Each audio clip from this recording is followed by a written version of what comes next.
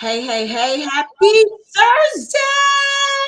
This is our Thursday lunch bites with myself, LaDondra, and Coach Don with LaDondraHervey.com. Y'all, we bring these lunch bites to you every Thursday, 12 Central Time, so that you'd have that opportunity to get a quick bite of something that of high value that would move your business along.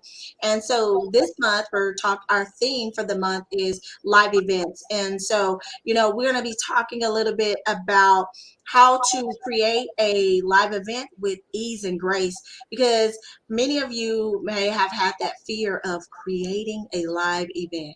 Can you relate? Like really. Um, I remember when I first started my business, I was like, I don't want to do a live event because I'm very introverted. And if any of y'all participated in the masterclass last week, I talked about, an introvert, being an introvert, and not allowing that to be an excuse for you to show up.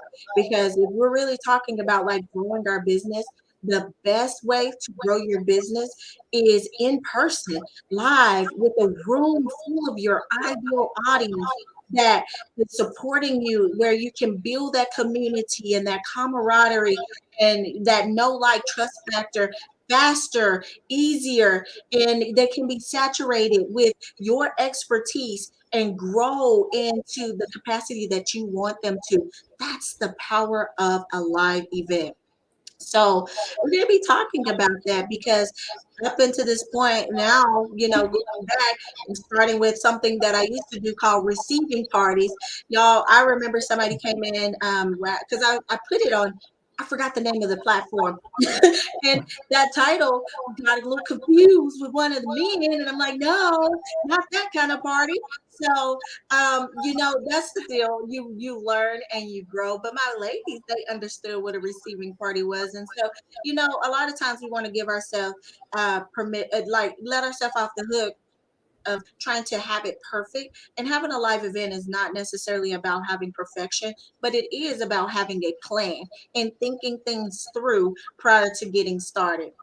And so, Coach Don and I are going to share some tips with you and what that means because we are literally in the process of planning our first inaugural, let me just say it like that because that sounds more fancy, our inaugural Woke Leaders Conference. For those of you who don't know what woke means, woke stands for Women Operating Kingdom Enterprises. And we are literally going to be, kicking that off. It's available now. Tickets are available now, just so you know that. But the conference will be held in September the 24th and 5th. Yeah, right this time here in the DFW area, specifically Arlington. And y'all, for those of you who are those women operating Kingdom Enterprises, we're going to be going deep in at that Woke Leaders Conference. Our theme is Heal Up, Fill Up, Build Up. And so if you can just imagine just from those three things that I just said, as far as that theme, it's about to go down. We're going to have phenomenal speakers. We're going to have, power circles, prayer, community. Like we went all in. So how do you get started with something at that level? Because many of you hear the word conference or summit or just in person and you shut down. I don't want you to shut down. Let's create a plan and let's create a strategy, because one of the mindset hurdles that I had initially was that I was going to have to do everything by myself. Like me coming up through the trenches as a solopreneur, I had got used to like doing everything by myself, my retreats and doing my events, by myself. Now I did have some support and assistance, but like the heavy lifting was on me. But over time, I've found some things that have made this process so much easier. So let's get into it. Let's get into it, because when you get into these things, then you're going to be able to be like, ah, I can breathe. Ah, it really is possible. Ah, like, and you're gonna replace fear with excitement. So, the very first tip that I would say is that you really need to know.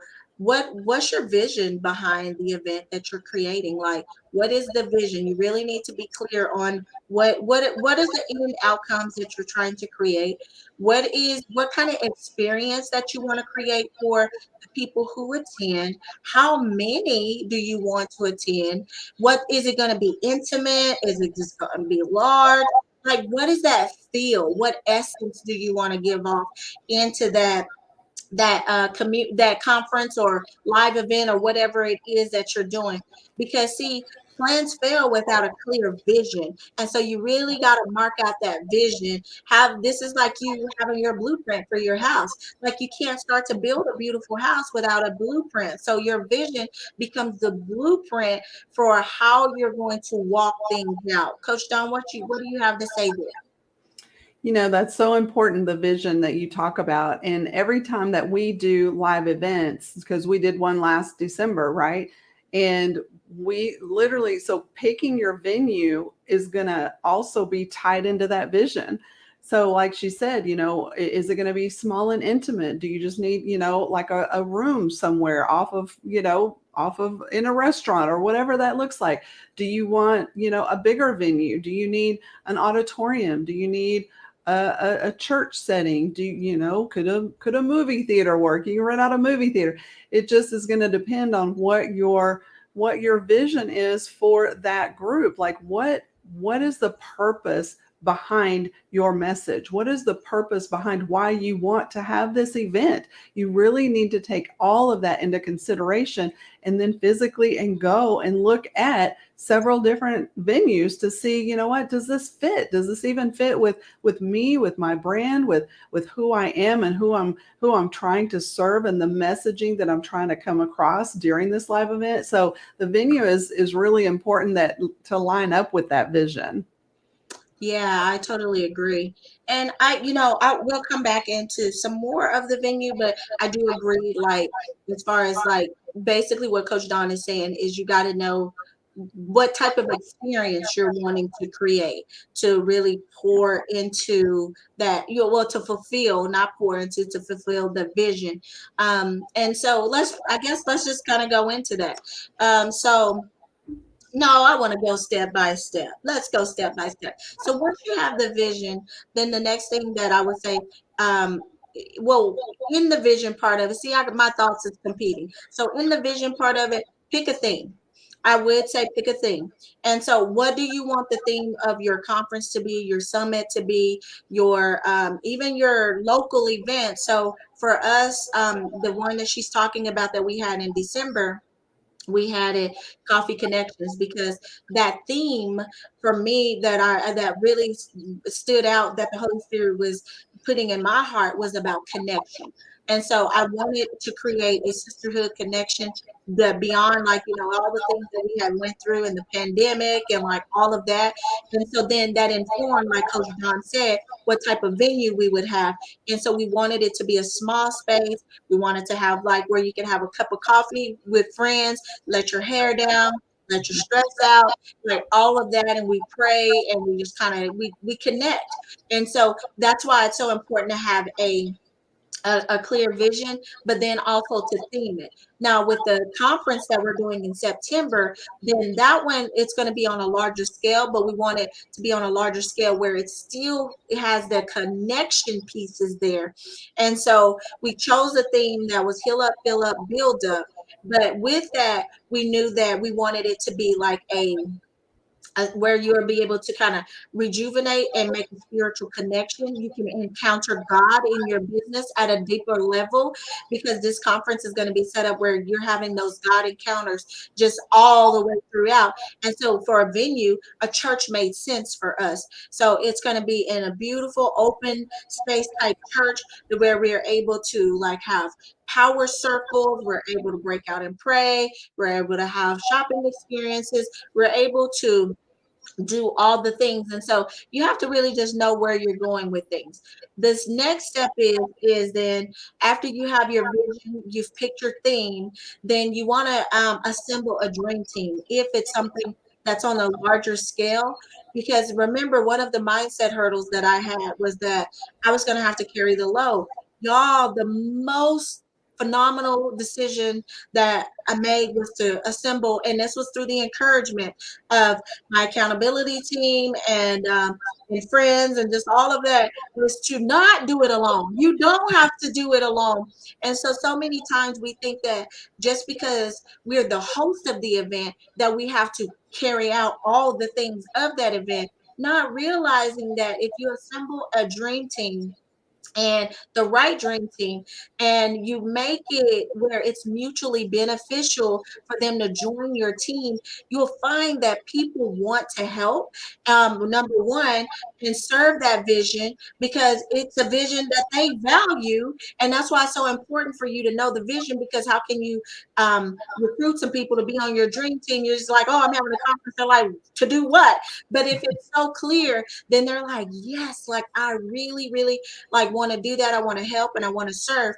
And then so when you do that, you want to have some mutual benefits that they can, what's in it for them? What's in it for them? Because you don't want to just have them being like a workhorse and then they get nothing out of that. That's not cool at all.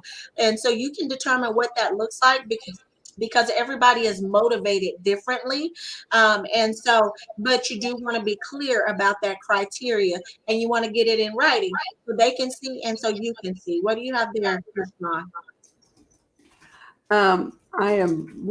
I'm adding the notes that you're talking about. So you know what?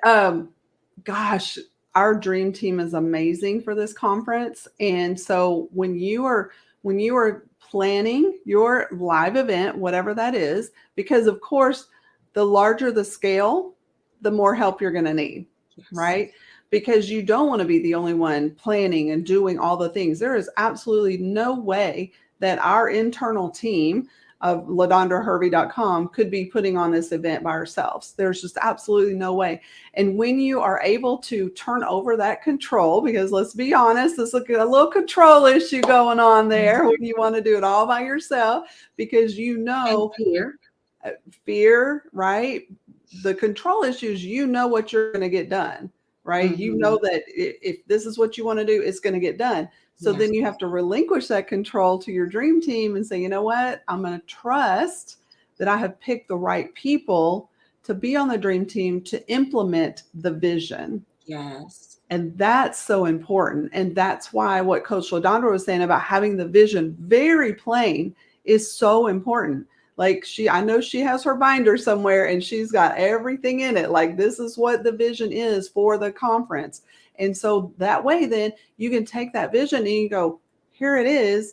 Now, the next piece is on your dream team. What are their strengths? What are their strengths? Because you don't want to put someone in the wrong position, right? You don't want to put someone who may be extremely introverted on the hospitality committee, right? Because they're the people, right? They're the people that are going to greet and set the tone once people, before they even walk in the door, really, but especially when they walk in that door. And if you have some, look, Coach LaDondra says she's an introvert. She is, but not, I don't know. She like teeter-totter. I'm like a turtle. I can come in and I can go out. Right. So the wallflower on the hospitality team, like, hi, welcome. Like, that's not going to, you're like, hi, you need that person on the hospitality team, right? So you want to make sure on your dream team, you've got the right person in the right spot on that team so that they are shining in their lane for your, for your behalf. But like she said, giving those perks on the back end is really important. Not only do they have to buy into your vision for the conference or the event, but knowing that they're getting something in return as well. That's so important to just have that camaraderie and that level of trust and respect, and it's just a wonderful thing. Yeah, I love that you pointed out like the strengths part of it, because our dream team is the bomb. Like we talk about literally like shining in our divine lane here with the LaDondra Hervey brand. But when with our dream team, that is exactly what they're doing. They are shining in their divine lane. There are so many times I feel dumb. because like they're such an expert in their lane, like, and I love that, because you should not be the smartest one on the team, like, and you shouldn't be carrying the all of the weight. Like, there's so many of the ladies, they just be like, and we need to do this, and did you think about this? And then I'm just like, um mm-mm. But they got it, and they are like, and they're making calls, they're doing the strategy behind it, and do the research, and just on and on and on. And so one of the things that I will tell you that I did as far as selecting my dream team is I literally said in prayer. We talk about being women operating kingdom enterprises, and part of being a woman operating a kingdom enterprise is that you need to sit with God first and let him inform your team. So many times we want to just run out and do things, but did you run out? Did you, first of all, did you get the vision from God? Second of all, now did you ask God, who are the right helpers to serve to serve this mission, to serve this vision, to carry it out, all of that. And when I tell you, he hand selected each of these ladies, and they are just like running. It is amazing. So when those of you who plan on attending in September, you are in for an incredible experience. And I can't even say that because of me. You're in it for an incredible experience, because the ladies who their cup is filled up and ready to pour out into you, because it's already begun. So anyway, so that's the first two. What's next? Let me look at my notes and see what are you going to have speakers. So you got to determine, are you going to be the solo speaker, or are you going to have multiple speakers? And then you need to determine what role each speaker is going to play. Like, how does their message fit into the vision and to the theme that you want for your event, because that's really important, so that whatever you're promising to the attendees, that they get exactly that. But then not only that, your speakers are clear, and when your speakers are clear, it creates a level of confidence, so when they speak, then they can speak with the level of authority that causes transformation. And so you want to be really clear on what that looks like. And I will say, you want to also have a discernment about this, because don't be just like, oh, I'm gonna just pick Susie, my neighbor, because she said yes. Like, sometimes you got to be bold enough to ask, like, ask people to join your event. Like, there's one of our speakers, Claire Davy. She is, where is Claire? Where does she live? She live in another state. I don't know. She live in another state. We'll just leave it there because that's not necessary. She live in another state, and she's literally flying over to speak at the event. But I could have been like, no, I'm not gonna have Claire do it because blah blah blah blah blah. But you know what? I said, yeah. I asked, and she was like, yes. Like, and so you need to be bold enough to ask your people, and the right people, and then just trust that God is going to make the way for them to do what they need to do. And and you work out all the details that need to happen for that. So I will say another thing is you need to work out, like, what's your compensation strategy? Is it going to be like the perks that you're offering on the back end that's going to give them exposure? But if you can't just say, hey, I'm gonna just let you on my stage, what are some other things that you can offer them? Can you have a vendor table? Can they promote their books or their courses or whatever the case is? Or are you going to give them a speaker fee for them showing up, and you're paying a certain amount of their travel or whatever? But be really clear on what that's going to look like with your terms for your speaker. Coach Don, you're on mute. I see your mouth moving, but nothing else. I was on mute because I heard a little feedback, so I went on mute. You know what? That's a great point that you brought up there, Coach LaDondra, and that kind of leads into something we'll be talking about next week. But on the speakers, like, you need to know too, are you going to allow them to present an offer to the group or not? I mean, what are the parameters that you need to have for those speakers? So really be very clear about that. And then, like she said, if they get a vendor table, so that's another opportunity, right? For you, for them, for even outside people that are not going to speak. So are you going to allow external vendors to come in? If so, okay, let's get some criteria around that for them. What industry do you want them to be in, or maybe not. Like, we don't want this type of industry here. It's not a good fit for the business or the brand. Are you going to charge for those vendor tables? Yes, you are. How much are you going to charge for those vendor tables, right? What just knowing the parameters around the speakers, the vendors, that's so important, because again, you're bringing vendors in, you're bringing people in from the outside to speak to your audience.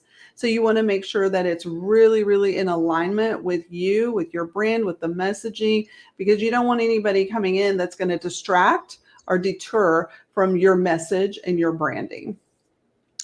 So you guys, if you haven't noticed, there's a lot of moving parts that happens within a conference or within planning a live event, period. So one of the major things that you want to put in place is that you create a project management board, where you're laying out deadlines, you're laying out roles, you're laying out so in our project management board, some things that we have is we have people, our dream team, and then we have who's going to be like, who's the team lead for this, and we've broken down a bit larger dream team into micro teams and who's leading and who's under that leadership.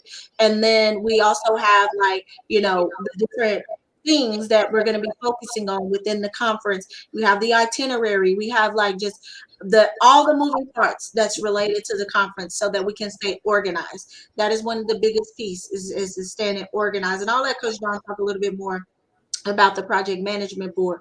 But in addition to that, what we're thinking about on organization is having someone who is managing some of those things. So we have Amber Stovall, which is our project manager, who helps us to stay organized in that, right? But then we also have Coach Don, who is the go-between person, the liaison as far as communication, to make sure that she's checking in with the people on this project management board, to make sure that everybody's doing their part in between calls. So we have monthly calls, and then in between those monthly calls, then there's check-ins that Coach Don is doing, and so on and so forth. So I'll let you talk a little bit more on the organization piece of things.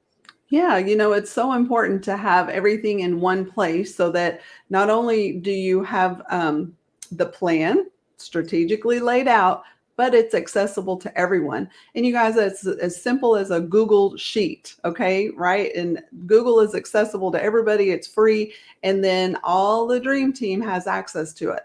So not only do they know the plan, they know who's on what team, they have contact information. We have different tabs at the bottom, for budget, for speakers, for, all the different roles. And so everybody can then go into that Google Sheet and just pop in, notes or whatever. So everybody knows, where are we in the process? And like Coach LaDondra said, that check-in is so important, because we all get busy, right? And even though they're here to help you and their intentions are great, life happens, right? And sometimes we get a little behind on certain things. So just having that loving check-in, like, hey, has your team met? Hey, what's the latest update? Hey, do you have any questions for us? And then it's all clearly laid out on that project management system, and everybody knows what's going on. So it's really, really important to have that, and super easy, super doable. So one of the things there, when you do that, it increases your efficiency, and your effectiveness. So like when we have our dream team calls, we literally are on and we're off within an hour. But that's because we have an organized structure set up between that Google spreadsheet, between those check-ins, and then also their own personal meetings that they're doing in between. So when we get on our call, we're able to hit the things that need to be hit, get back off. Because see, remember, these are people who are they're participating in your event, in exchange, for whatever that's exchanged, but then realize that they're still giving up their time. And so you need to be respectful of their time, of the people on your dream team. A great way to lose some of the best people that want to work with you is you being unorganized and chaotic, and people don't know what to focus on, or it's like one person feel like they're carrying more load than everybody else, and that it's more of a burden than it is fun. So you want to make sure that those things are set up. What I love about the Google sheet that Coach Dawn talked about is it's real time. And so as soon as we make modifications, like they can see right away that something has changed or something is updated or whatever the case is. And that's really cool too. So, if you don't take anything else from that, is be organized. So even on that sheet, it has, like she said, it has the food and the catering, which is another the thing that you want to determine. Like, are you going to have food at the event? Are you not going to have food at the event? Is there gonna what type of food do you have to go with that venues their criteria for, because they don't allow outside food? Or are you going to go with food trucks? And if you do go with food trucks, do they require minimums for them to come out? How long are they willing to stay? Like, you got to think about like what your guests and their food palettes and creating a different variety there. Are you going to have a restaurant come in and cater? What are some of the discounts you can consider? So, like, it sounds like a lot, but it's really not a lot if you really lay it out and you kind of think through some of the questions, and you just go through and you start picking up the phone and just start asking questions. Then you'll see that, hey, it's easier than I thought it was. I just need to make sure that I'm organized and I'm asking the right questions. And then if you have somebody on your dream team handling it, that just makes it even more easier. So if that's not your lane, jump out of it. That's not my lane. And so I'm totally jumped out of that. Like I done jumped out, but I can, inform based on the vision, because they're gonna always need me from a visionary standpoint to say, hey, having this type of caterer doesn't fit with the vision and the experience that you're trying to create. Yep. And on that note, just also, are you gonna sell lunch tickets, right? So that you can have them pre-order the lunches so it's covered. Or are they just gonna, go up to, like, if you have a food truck, are they just gonna go up there and just, buy the food themselves? Are you gonna have a VIP experience where the food, for that ticket is included? So all these things to think about again with the planning of what you're doing. And then another thing is, sponsors, right? Getting sponsors for your event is so important, because those sponsors can maybe cover the cost of the food, or cover the cost of the venue, or cover the cost of, the speaker fees or whatever. So considering sponsorship for the larger events especially is really key, and something that, you need to think about. And then everybody on your dream team is like involved in that, right? Because that's the beauty of it. We're coming together to collaborate and to put things out, right? Not just on our platform, but on their platform. A lot of our dream team, they're going to be speakers, they're going to be panelists, they're going to be, breakout session leaders. So this is benefiting them as well. So asking them to say, hey, help us promote the event, right? That's your event too. Get those people on your team that are going to help find those sponsors that really are going to help make this whole event a success, not just for you and your team, but all the attendees, all the speakers, their audiences. It's just a win-win, cascading all the way down. Yeah, and so one of the really cool things that you can do as an incentive to your dream team to help want to promote your event is you can offer an affiliate link. So basically, what that is that they get a commission off of any ticket sales that come in. And so instead of them just promoting and it's like, oh, just helping, like they get to get some money in their pocket too, plus brand exposure, plus the community experience, and just like all the things, sell the product if you're allowing that. And so you can really offer some really cool incentives there as well. The last thing we'll cover, because there's a lot to that you can cover, is just thinking through, if you have a larger event, your hotels. So what type of hotel would be on brand for you and your people that you're inviting to your event. So if it's a conference, if it's a summit, and it's 1 to 2 days, then like, are you gonna call and block off some hotel rooms to where everybody can, your women can all be in the same place to continue to further that community and that experience and all of that.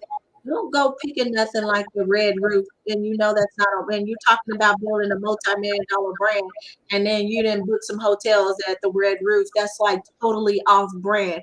And I'm not knocking the Red Roof, but the point is do things that's in integrity with your brand. And it doesn't have to be the most expensive hotel. It's which one is going to create that type of experience that you're wanting to create. So if it's connection, then is what hotel is going to create that kind of connection that you're wanting. And so those are just some things that I wanted to throw out there. Coach Don? Yep, absolutely. Because I mean, again, it's going to depend on the size. Like I went to a weekend retreat and it was in an Airbnb house. Like they rented the whole house, and that was just perfect. So it just really is going to depend on what is the atmosphere that you want to create, and stay in alignment with what you're doing. So when you're branding, all right. So the next part of it is marketing, and I kind of alluded that earlier because in the marketing part of it, you want to be strategic about who you're marketing to, who you're talking to, who you're inviting. It's like you're inviting someone to be in the inner circle of you and your brand and your messaging. So creating that marketing piece is so important, and having that dream team supporting you in the marketing is phenomenal. And like Coach LaDondra said, having those affiliate opportunities, it just really is going to make your live event so much better and so much more successful when you can market on purpose, and doing it the right way with the right team is so critical. So what was your takeaways on that, Coach LaDondra, in the marketing piece? I think you said it all. You said it all. And just make sure that you're intentional with having everybody help you in the marketing pieces of things, so that it's not you're just carrying the whole load. And make sure that the marketing pieces that you're putting out, that it's unique to your event, because a lot of times we're trying to replicate what other people are doing, and it's not necessarily a fit for what you're trying to do and how your people would resonate with wanting to come to the experience that you're creating. So make sure that your marketing piece is on point for you and the experience that you're trying to create. So y'all, as you can see, it does not have to be that hard. It really doesn't. I think that we make it hard because we start to overthink it in our minds, and we don't have a clear plan or a clear vision. And if we don't have a clear vision, we don't have a clear plan. And if you don't have a clear plan, then you can't solicit anybody to see if they'll be willing to walk alongside of you to carry out the plan and the vision, and fulfill it with excellence. Because if you have heard anything about me, like I'm always saying, excellence, excellence. Don't worry about perfection, but go for excellence. And so we want to make sure that we have the right people on our team that's going to help us to carry out the vision with excellence. And then just have some type of system that's going to organize things so that you can stay on track with deadlines, and just have order. You just have order. God is a God of order, and we are made in his likeness and in his image. And so we should be also doing the same, creating the same experience that he did. Order, no, order in the court. No, I'm just kidding. So anyway, I hope that this was really helpful for you guys. For those of you who are ready to, like, you just need that kind of retreat from your business. You've been that CEO of your business, and you need a retreat so that you can heal up. You can heal up from all the things that's been going on, because there's been a lot of things going on. And one of the words that really comes to mind right now is there's been a lot of grief going on. There's people grieving the loss of loved ones, grieving the loss of businesses, grieving the loss of relationships, grieving the loss of just a financial stability, because there's just like what we're in now with a recession. So people are like literally grieving a lot of things, and then as the CEO, a lot of times you feel like you're walking this path alone. And so come get into a community of like-minded believers who are willing to walk alongside of you, be real, be raw, be authentic, and love on you as you heal up and then you fill up. Because see, a lot of times we're serving from an empty cup. Come fill your cup so that you can pour out. You can't pour out from an empty cup. So come fill your cup and then build up back to the vision that you intended for and the legacy imprint that you're trying to make. And so we want to help walk alongside of you. And we're going to do that through God Encounters. So join us September the 24th through the 25th. Early bird tickets are on sale now, and they are at a phenomenal price. If I may say so myself, for this 2 day experience with all the stuff that's in there. Details is at ladandrahervey.com/conference. So we look forward to seeing you there. Bye for now.